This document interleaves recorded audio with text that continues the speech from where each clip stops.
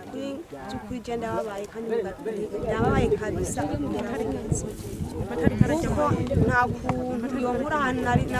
nakuye umushike naho yampaye nyeneho ahabwa ko yashangiye nyeneho nawe yahashikiriye yamaze kuhanyaba aho yahakuye umushike nyage nari mu bitaro ndemvye kabisa ndi kushanyike bamwe ngaho nambira hasi yava gukora ikihedi aza kugadika ngaha abantu barabizi numva ko nasanze yahanze ngaho kandi mubise wamuhaye amahera sinzo bamuhaye sinko ari fana na kimwe je wenze nundi yaciyanjana ku ruhande umuntu yakuye umushike hariya awundi muhungu yakuye umugabo ari ngaha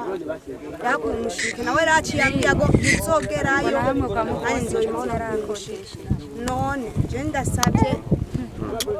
papa wanje umukuru w'igihugu nukuri atuvugira gisha avuze ko y'amatongo twakunesha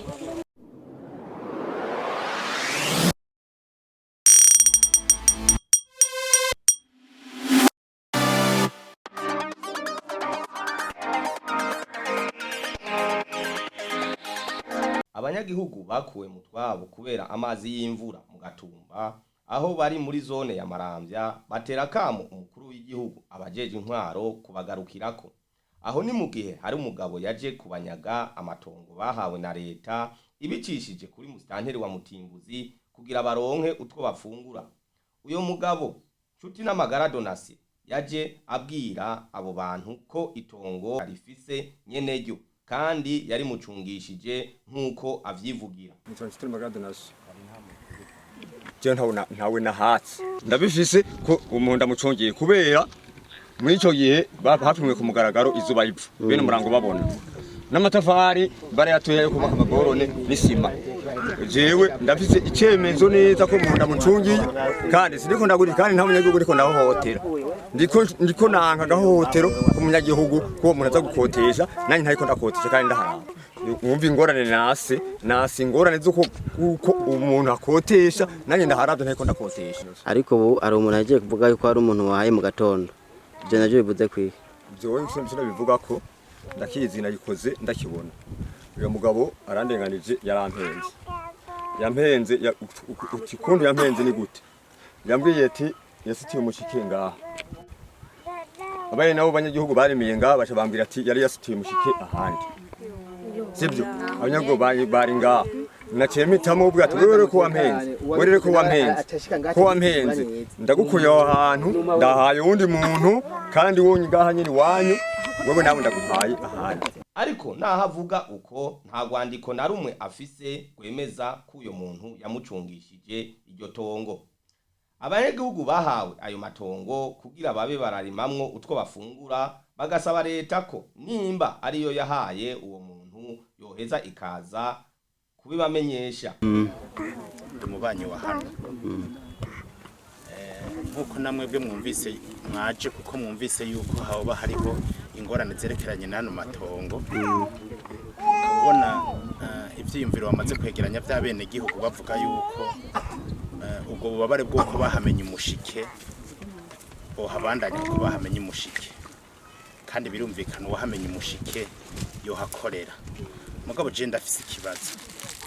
nkuko namwe bwe cabashikiriye none ahantu nimba araha leta koko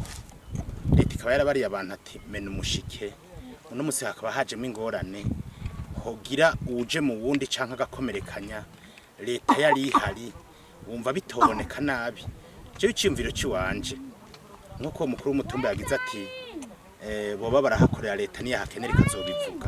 je iciyumviro nabona ko bariko barahakorera na mwene gihugu n'uwa leta kandi leta nayo kugira ngo ibeho yikora ku bene gihugu ico mbona uwo bayarahakoreye kamena umushike leta yo kwiyizira komine ikagira urutonde rw'abahakoreye ibintu biri hubu twebwe nyakuba musantera avuze ati aha hantu muhakorere bene gihugu rero igihe leta yagombye ko hakorera imigambi yayo tuzoza dukorane bene gihugu tubakoranye bose barimiye ngaha muri akarere tubabwire ko badasubira kurima kuko leta ihakeneye kuharangura imigambi yavuze leta ntiyavuze umuntu turavuga ati ego ni vyiza none urabona iyi epoke ni ya kabiri rero y'umutasuro dutanguye gukora. Nta mutegetsi yigeze aza kutubwira ngo ahantu ntimukore kuko twafite kugeza no munsi nta numwe. Twebwe leta yaraduhaye hano yaduhaye iti nidushaka, leta yavuze iti nidushaka amashamba ngaha turaharima no kuhahombera ntabwo byasoro. Dusabye yuko udushikirira leta y'u Burundi yaduhaye ize yo nyene idukure iti leta irakeneye none twarasituye umusozi amaho ngira ngo twacuzwe menshi mutama udushikiye leta kandi urabona biramwe ingorane ibi bintu ntiwavuze kubibika ngo narabyumvise. Twebwe rero dusabye yuko ubandanya ukadushikira leta y'u Burundi yaduhaye ikaziti leta yasubiye hayo. Ivyo turabyemera nuko twakumye amashi mu kwaro. Abo banyagihugu bataye izabo kubera imvura barasaba kandi leta kubagarukirako kuko hari inzu zagurutse muzo leta yabubakiye utuzu tw'ubwiherero twuzuye, bagasaba no kuronswa amazi meza hafi. Ndi umwe mu barongoye iyi site ya Buhomba muri Marambya ku mutumba wa 15. Rero twashaka gusaba amashirahamwe canke leta nkuko ari umuvyeyi wa bose nuko ngaha muri iyi site boturonsa amabombo amazi meza kuko turafise ikibazo c'amazi. Tuzinduka mu gatondo tuja ku mabomba ari ku metero 500 mugabo tugasanga abantu ni benshi gose, hari n'igihe kenshi akunda gukama. Ejo twosaba leta nuko yoturonsa natwe amabomba ngaha muri iki gisagara kugira natwe tubeho neza kuko ubuzima n'amazi. Iyo umuntu atagira amazi niho hahanda acakuraho ingwara ziturutse kw'isuku rike.